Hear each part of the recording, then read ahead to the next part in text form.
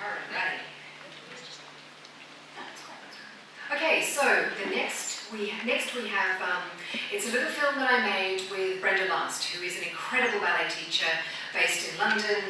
She trained me at London Contemporary Dance School. Anka and Patrick know her very, very well. I interviewed her in the cafe at London Contemporary Dance School, so there was quite a lot of background noise. We may need to bring the volume up to hear her voice.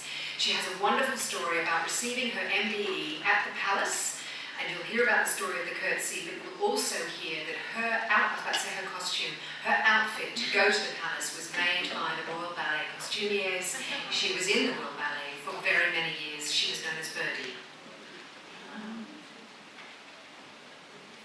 Do I play it? You see, look, The outfit was made in Covent Garden, which I thought was rather special, I must say, at the time. I didn't want, somebody wanted me to have a very, very fancy hat.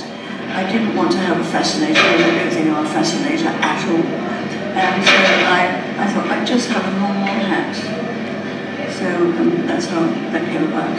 Well, I was talking to Maureen about I'm going to various shops to try and find an outfit to go to the Palace in. And she said, well, why don't we make it here for you? So I said, well, that'd be fantastic. Do you have somebody who does those sort of things, outside costumes, not costumes for the stage, which is quite different? And she said, well, there's a wonderful Japanese lady, Tomoko. So I met her. She made it, and the hat was made there, and my shoes. And I'm fascinated by the story of you trying to teach the ladies pre-ceremony how to do a proper curtsy. And a woman came and stood right in front of me and she said, I believe there's a dancer here and I think you're the dancer. Can you tell me how to do a proper curtsy? So I'm still looking at the painting and she's right in front of me. So I said, well, what's the problem? She said, well, I don't know how to do a curtsy. I'm very embarrassed about doing it. So I said, well, which is your strongest leg? And so she said, oh, I think it's my left one. So I said, well, stand on the left leg and put the other leg behind. And you put it on your Debbie point. I said Debbie point, of course, well, they wouldn't know that.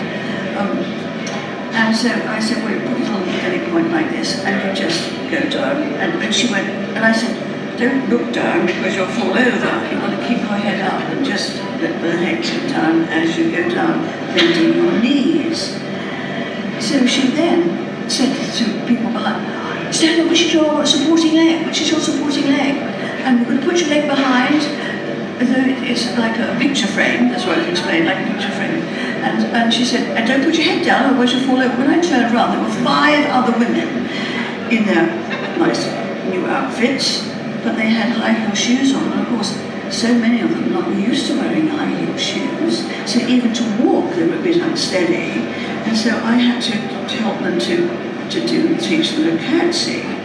So as I was doing this with the 5 of them, one said, oh no, I think this by the leg. I said, well, just choose whichever strongest leg you've got and do it like that. And don't look down because you'll fall over. Keep your head up and just let the head go down naturally.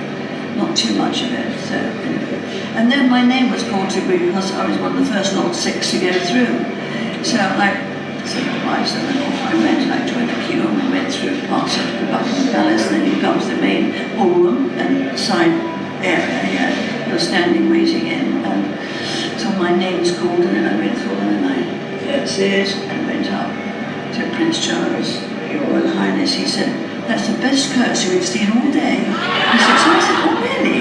So I then said, I've been practicing, I hope it gets better as they come along. I said, I've been helping them, rehearsing them, backstage here, I said. 6 other women are going to be coming along, so I do hope that it will get better.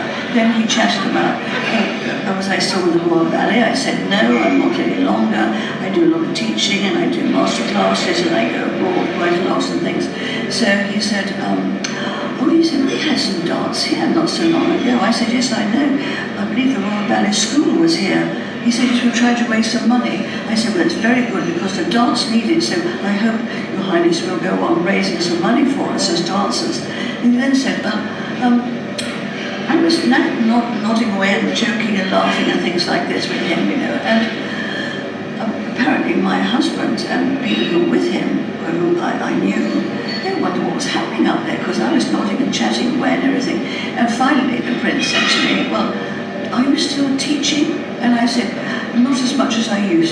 curtsy, and the moment he puts his hand out to say, you shake hands to say goodbye, and that's it, your audience is over with. So, yet again, I did a curtsy, then I walked back again, and I did another curtsy. You're only supposed to do it once, and I did it twice. Because I was so nervous, and then off you go. And then, so that was that. But it was quite fun to be there and to do my curtsy and show them how to curtsy. That was quite fun to do that.